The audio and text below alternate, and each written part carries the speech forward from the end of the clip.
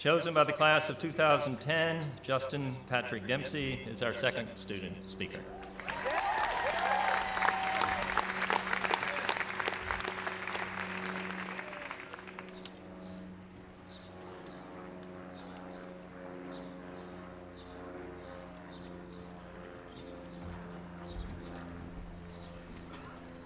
Colin Skelly, your car's unlocked. I'm not going to take too long. I'm sure you're all excited to do some handshaking. Okay. When I sat down to write a speech for today, I became extremely nervous. I wasn't worried about getting up in front of all of you and making a fool of myself, because that's never really been an issue for me. My concern stemmed from the belief that I don't really have anything to say that hundreds of people need to hear. I've only been on this planet for 18 years, and I was asleep for at least 10 of those. I've never overcome any mountainous obstacles in my life, never beaten any long odds, never proved my doubters wrong or anything like that. Honestly, why did you guys ask me to do this? You said, hey, this kid has weird hair. Maybe he's creative enough to give a speech. Well, frankly, I'm offended. I continued searching for a topic to discuss. I could talk about my family, but they've never shown me anything besides immense love and support, and that's just boring. I could talk about the importance of education, but who wants to hear about that? I could discuss why playing Xbox 360 is integral to living a relaxed and balanced life, but that's what they're expecting me to do.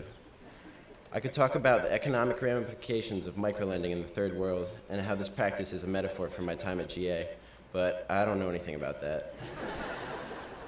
I could talk about happiness and where that comes from, but I'm sure you all already know that. Money. Or I could talk about deciding what to talk about, but that's kind of cliche. I could quote the great speakers of the past. Try not to be a man of success, but rather try to be a man of value. Albert Einstein. How about when Aristotle said, the roots of education are bitter, but the fruit is sweet? That one seemed fitting with the school motto. If you don't know it, by the way, it's, by preserving fruit, we shall see jelly. Or something. How about Bilbo Baggins? I know less than half of you half as well as I should like, and I like less than half of you half as well as you deserve. That one doesn't quite fit, though. Or maybe a presidential quote. To those of you who received honors, awards, distinctions, I say well done. And to the C students, I say, you too may one day be president of the United States. I'll let you guess what president that was. And then there's my personal favorite quote, a quote from a great athlete. Dude, I'm a Yankees fan, Sean Coyle. I could use some insightful analogies, like life is like a box of chocolates. Sometimes you get coconut, so learn to like it, because sometimes they're filled with toothpaste or mustard. Life is like a roller coaster, except you get one go, there are no safety harnesses, and the kid next to you always throws up. Life is like poison ivy. It's terrible, but don't scratch at it, because then it's really terrible. Life is like going to the dentist. The lights are really bright, they cut your gums with that stupid scraper thing, and at the end you get to pick something from the treasure chest, but all the good stuff's gone, so you get a sticker that says flossing is fun. And flossing isn't fun. When I really thought about speaking today, I realized that I do have something worth saying. I have overcome some deterrents. My biggest critic, biggest hindrance, has been, and probably always will be, myself. During my time in high school, I've struggled with depression. I have a great bit of difficulty acknowledging the things I do well, and even a harder time forgiving myself for my shortcomings. I've often asked myself that all too unanswerable question of who am I, and have yet to come up with an acceptable answer.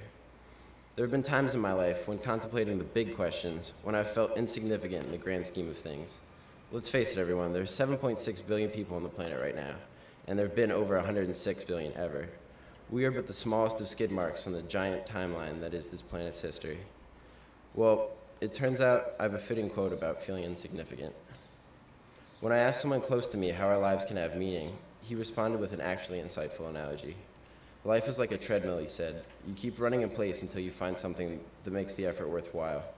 For him, that thing was his daughter. I think he's right.